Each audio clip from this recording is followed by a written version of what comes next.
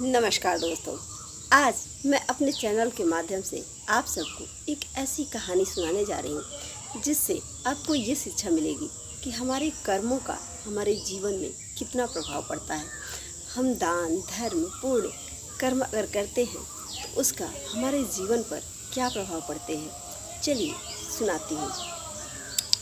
एक बार की बात है, एक लड़का था जो कि प्याऊ चलाता था। प्याऊ मतलब मुफ्त में पानी पिलाना, गर्मी के दिनों में चाहे जो भी व्यक्ति हो सबको मुफ्त में पानी पिलाना। तो वो लड़का यही कार्य करता था, वो सभी को मुफ्त में पानी पिलाया करता था, चाहे जिस धर्म जाति लिंग के लोग हों उस सबको मुफ्त में पानी पिलाया करता था। उसके यहाँ बहुत सारे लोग आते गर्मी के दिनों में और पानी पी करके चले जाते। प्रतिदिन बहुत सारे लोग आते, उन्हीं में से 4 लोग ऐसे थे जो उसके यहाँ प्रतिदिन अवश्य आते। वैसे तो बहुत सारे लोग आते लेकिन वो 4 लोग अवश्य आते थे। तो उसने बहुत दिनों तक ध्यान दिया, नोटिस किया। उसके बाद उसे रहा नहीं गया। एक दिन उसने उन लोगों से पूछा कि भाई यहाँ पे तो मेरे यहाँ बहुत सारे लोग आते हैं, प्रतिदिन आते हैं पानी पीने के लिए, लेकिन आप 4 लोग अवश्य आते हो। ऐसा क्या कार्य आप करते हैं आप अवश्य यहाँ पानी पीने आते हैं? इधर से आप लोग का कार्य कोई ऐसा है जो आपका इसी रास्ते पर पड़ता है? तो वो चारों लोग हंसने लगे। उसने कहा, क्यों भाई, ऐसा मैंने क्या क्वेश्चन पूछ दिया? आप लोग इतने दिनों से आ रहे हो, मेरे दोस्त बन गए हो, तो दोस्त अगर बन गए हैं तो मुझे जानना ज़रूरी है कि आप क्या कार्य करते हैं। तो उन लोगों ने बोला, भाई हम लोग यमराज के दूत हैं और हम लोग धरती पर लोगों के प्राण लेने के लिए आते हैं। आपका क्योंकि यहाँ पे कोई हम लोगों को पानी को नहीं पूछता, लेकिन आप मुफ्त में पानी पिलाते हो, इसलिए आपके यहाँ पानी पीने के लिए हम लोग चले आते हैं। उसने कहा, भाई ये तो अजीब बात है कि आप प्राण लेने के लिए लोगों के आते हैं। चलिए भाई, आप इतने लोगों का प्राण लेते हैं तो क्या मुझे बता सकते हैं कि मेरी मृत्यु कब और कैसे होगी? उन लोगों ने कहा, नहीं भाई, आप तो मेरे दोस्त हो गए हो, ऐसे ये अधिकार हमें नहीं है कि हम किसी को भी बताएं कि उसकी मृत्यु कब और कैसे होगी। ये तो सब कुछ यमराज के हाथों में है, हम तो बस उनके दूत हैं, जो वो आज्ञा देते हैं उसे हम पूरा करते हैं। तो उसने कहा कि ठीक है, आप लोग मेरे दोस्त हो गए हैं तो इसलिए कृपया करके मुझे ज़रूर बताइएगा। अगर यमराज आप लोगों की बात माने तो आप लोग उन्हें से पूछ करके ज़रूर बताइएगा कि मेरी मृत्यु कब और कैसे होगी।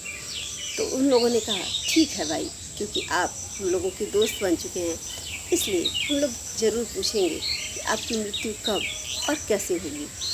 दूसरे दिन वो लोग जब आए चारों लोग, तो उसने कहा, भाई आप लोगों ने पूछा कि मेरी मृत्यु कब और कैसे होगी। तो उसमें से एक जो था वो बहुत तेज यमदूत रोने लगा। उसने कहा, क्यों भाई, आप रोने क्यों लगे? उसने कहा, भाई आप हमें 1 महीने से लगभग डेली प्रातः पानी पिलाते हैं, हमारी प्यास बुझाते हैं, और मेरी जो मैं हूँ वही आपकी मृत्यु का कारण बनूँगा, ऐसा आपके भाग्य में है। उसने कहा, कोई बात नहीं भाई, मृत्यु तो सबकी होनी है, उसी तरह अगर आप मेरी मृत्यु के कारण बनते हैं तो इसमें आपका कोई दोष नहीं है, ये तो मेरा भाग्य है। फिर उसने बोला कि आप बता सकते हैं कि मेरी मृत्यु कब और कैसे होगी? आप अगर मेरी मृत्यु के कारण हैं तो कैसे हैं? उसने कहा, तुम्हारी जिस दिन शादी होगी उसी दिन रात्रि में 12 बजे तुम्हारी पत्नी खाना लेकर के तुम्हारा इंतज़ार कर रही होगी और मैं सीढ़ी पर सांप बन करके बैठा रहूँगा और मैं तुम्हें काटूँगा और तुम्हारी मृत्यु हो जाएगी, यही तुम्हारे भाग्य में लिखा हुआ है। उसने कहा, ठीक है भाई, कोई बात नहीं। फिर लड़का जो है उसने मन बना लिया कि मैं शादी ही नहीं करूँगा, क्योंकि मैं शादी करूँगा तो शादी वाले दिन ही मेरी पत्नी खाना लेकर इंतज़ार करती होगी और मेरी मृत्यु हो जाएगी, ऐसा मेरे भाग्य में है, तो इसलिए मैं शादी ही ना करूँ तो ज़्यादा बेहतर होगा। ऐसा उसने प्रण कर लिया। लेकिन क्योंकि वो अपने घर का इकलौता लड़का था और उसके मम्मी पापा उसकी शादी के लिए जिद करने लगे, माँ बाप की जिद की वजह से वो बता नहीं पाया और उसे शादी करनी पड़ी। उसका विवाह हो गया, उसकी पत्नी आई और ठीक यथोचित जैसा उसके भाग्य में लिखा था कि 12 बजे रात्रि को उसकी मृत्यु होगी। सभी लोग खुश थे उसकी शादी में, लेकिन वो बहुत दुखी। वो यही सोच रहा था कि मैं आज रात्रि में मर जाऊंगा और उसके बाद जो मेरी पत्नी आएगी नई नवेली, उसका क्या होगा, कैसे वो जीवन गुजारेगी, यही सोच सोच करके वो बहुत दुखी होते जा रहा था। सभी लोग उसकी शादी में खुश थे, लेकिन ये किसी को पता नहीं था कि वो लड़का जिसकी शादी हुई है वो दुखी है अंदर से, यही सोच करके आज उसकी मृत्यु होगी, क्योंकि ये किसी को पता नहीं था। अब रात के लगभग 10 बज चुके थे, सभी लोग जा चुके थे, आधे मेहमान जो बैठे थे सब लोग बातचीत कर रहे थे, लेकिन वो इसी सोच में था कि मेरी मृत्यु आज होने वाली है। ऐसा सोचते सोचते उसने सोचा कि हाँ, मेरा दोस्त ही तो है जो सांप बना है मेरी मृत्यु के लिए, वो सीढ़ी पर बैठा होगा, चलो मैं उससे थोड़ा मिल लेता हूँ। वो मिलने के लिए सीढ़ियों की तरफ बढ़ा और उसका दोस्त जो कि सांप बन के बैठा था वो सीढ़ी पर वैसे ही बैठा हुआ था, उससे वो लगा बातें करने कि अब 12 बजे आप काटेंगे, तब तक हम दोनों आपस में बात कर लेते हैं। वो दोनों बात करने लगे। उधर उसकी पत्नी जो है खाना लेकर के, जैसा कि उसके भाग्य में निश्चित था, खाना लेकर के इंतज़ार कर रही थी कमरे में कि मेरे पति आएंगे और खाना खाएंगे। लेकिन वो अपने दोस्तों के अभी टाइम नहीं हुआ था, क्योंकि 12 बजे तक उसने कहा था कि 12 बजे के बाद ही उसकी मृत्यु लिखी है। तो वो सोचा कि दोस्त से बात करके ही टाइम व्यतीत कर लेता हूँ। और उधर उसी गांव में एक लड़की बच्चे को जन्म दे रही थी, मतलब एक जो शादीशुदा लड़की थी वो मायके में आकर के उसी गांव में एक बच्चे को जन्म देने वाली थी। वो जन्म देते ही बच्चे को, उस लड़की को इतनी ज़्यादा भूख लग गई कि वो चिल्लाने लगी कि पिताजी मुझे कहीं से भी थोड़ा सा खाना लाइए, नहीं तो मुझे इतनी तेज़ भूख लग रही है कि मैं अपने बच्चे को ही खा जाऊंगी, इतनी ज़्यादा मुझे भूख लग चुकी है। वो पिता जो है वो सोचने लगा कि इतनी रात्रि को खाना कहाँ से मैं किससे मांग करके लाऊंगा, ऐसा सोचने लगा। और वो लड़की कही कि नहीं पापा जाओ, अब कहीं से भी खाना लाओ, नहीं तो बहुत तेज़ भूख लगी है। जिसको बच्चा हुआ था वो लड़की। अब वो पिता सोचने लगा कि 12 बजे रात्रि को मुझे कौन खाना देने आएगा। वो जाकर के चौक पे खड़ा हो गया और चिल्लाने लगा, रोने लगा कि किसी के पास अगर कुछ भी खाना हो तो मुझे कृपया दे दे, मेरी लड़की बहुत भूखी है, उसने अभी अभी प्रसव पीड़ा से मुक्त हुई है, यानी एक बच्चे को उसने जन्म दिया है, और अगर उसे खाना मैंने नहीं दिया तो वो कह रही है कि उस अपने बच्चे को ही खा जाएगी, इतनी तेज़ उसे भूख लगी हुई है। इतनी बात सुन करके जो विवाहिता स्त्री थी, जो कि अभी उसकी शादी हुई थी, नई दुल्हन जो थी, वो अपने पति के लिए खाना लेकर के बैठी हुई थी। उसने सोचा कि अब तो लगभग रात्रि के 12 बजने वाले हैं, मेरे पति भी अभी नहीं आए, पता नहीं कहाँ पे हैं। ये खाना मैं उस लड़की को दे देती हूँ जिसका पिता चिल्ला रहा है, रो रहा है खाने के लिए, नहीं तो वो अपने बच्चे को ही खा जाएगी। तो मेरे पति तो वैसे भी अब 12 बजने वाले हैं, तो इतनी रात को तो खाना खाएंगे नहीं। तो वो नई नवेली दुल्हन जो थी, पूरा थाली का खाना, तब शादी ब्याह में अच्छे अच्छे खाने बनते हैं, उसने सारे खाने व्यंजन रखे हुए थे, पूरा थाली उठाती है और ले जा कर के उस बुजुर्ग को पीछे वाले गेट से दे देती है, ताकि किसी को पता भी ना चले कि नई दुल्हन बाहर जा रही है।